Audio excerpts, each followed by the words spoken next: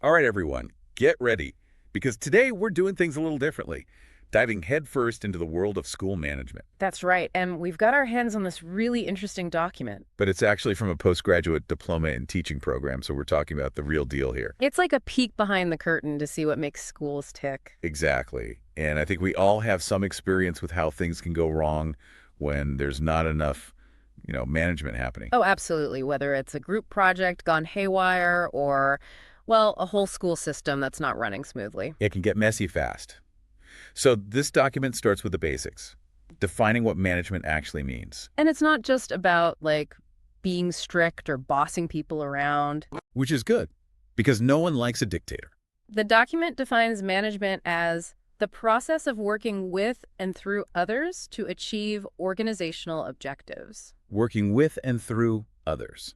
Okay, so already I'm picturing my old study group and thinking, how did we survive? Right. It's about taking all those different perspectives, maybe even disagreements, and somehow channeling them toward a common goal. Hmm. So there's a bit of art to it, like inspiring people to work together. Exactly. But there's also a scientific side. Okay, so like what would that look like in a school setting? Think about things like how resources are used, how schedules are made to help students learn best. Makes sense.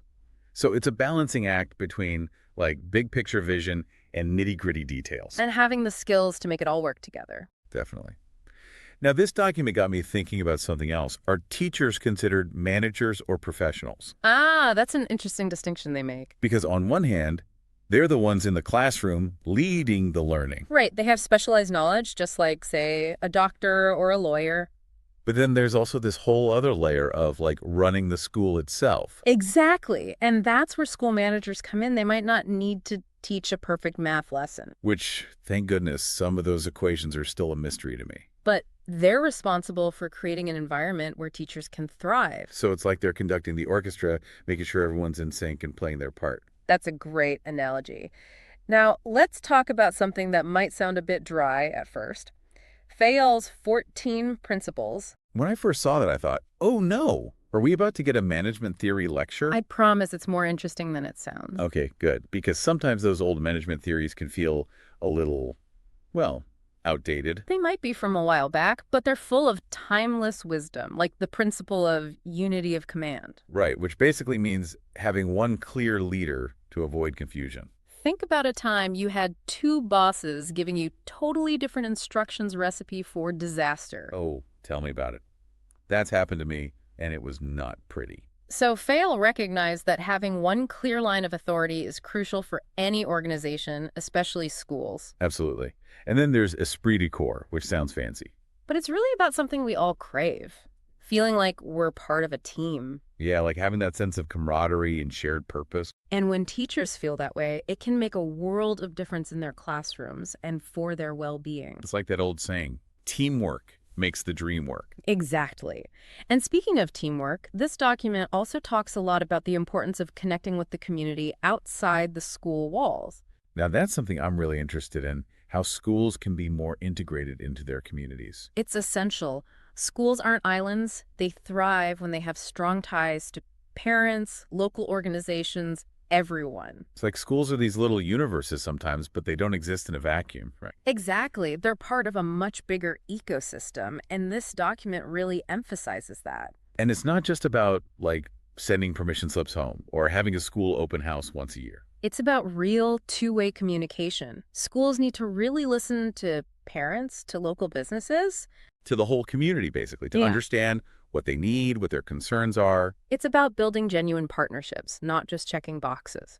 And when that happens, it's amazing how everyone benefits. Right, like when parents feel heard, they're more likely to get involved, right? Exactly. And local businesses might offer resources or mentorship opportunities. It creates this ripple effect that goes way beyond the classroom walls. Now, speaking of things that benefit students, this document also talks about managing co-curricular activities. Which sounds a bit formal, but it's really just a fancy way of saying all the cool stuff that happens outside of regular classes. Right, like sports teams, drama club, debate team, all those things that make school more than just textbooks and tests. Exactly. And these activities are so important for students' development. They help them explore their passions. And learn teamwork and leadership and all those soft skills that are so important these days. but I never really thought about the management aspect of it. It's more than just making sure the uniforms are clean and there's enough sheet music to go around, though those things matter too, of course. Right, of course. But there's a bigger picture here. This document talks about how co-curricular activities should align with the school's overall goals. So it's not just about keeping kids busy after school. It's about making sure those activities are actually contributing to their growth and development. Exactly. A well-run debate team can teach critical thinking just as well as any textbook. That's a good point. So it's about being intentional and thoughtful about how these activities are structured and run. And making sure there's a good variety to appeal to different interests and talents. Not everyone's going to be a star athlete or a mathlete. Exactly, and that's okay. A good school celebrates all those different passions and talents. Okay, we've talked about academics, we've talked about extracurriculars, but there's another huge piece of the puzzle, right? What this document calls student affairs. Right, and this goes to the heart of creating a school environment where students feel safe, supported, respected. So we're talking about things like addressing bullying, promoting mental health, making sure everyone feels included. Absolutely. It's about creating a school where students feel comfortable being themselves, where they can focus on learning without fear or anxiety. And that's huge, especially in today's world where there's so much pressure on kids. It takes a lot to get that right. It does, and this document highlights how crucial it is for schools to have the right resources in place, whether it's counselors, support groups. Or even just teachers who are trained to recognize when a student might be struggling. Exactly. It's about having a safety net and a support system for every student who needs it.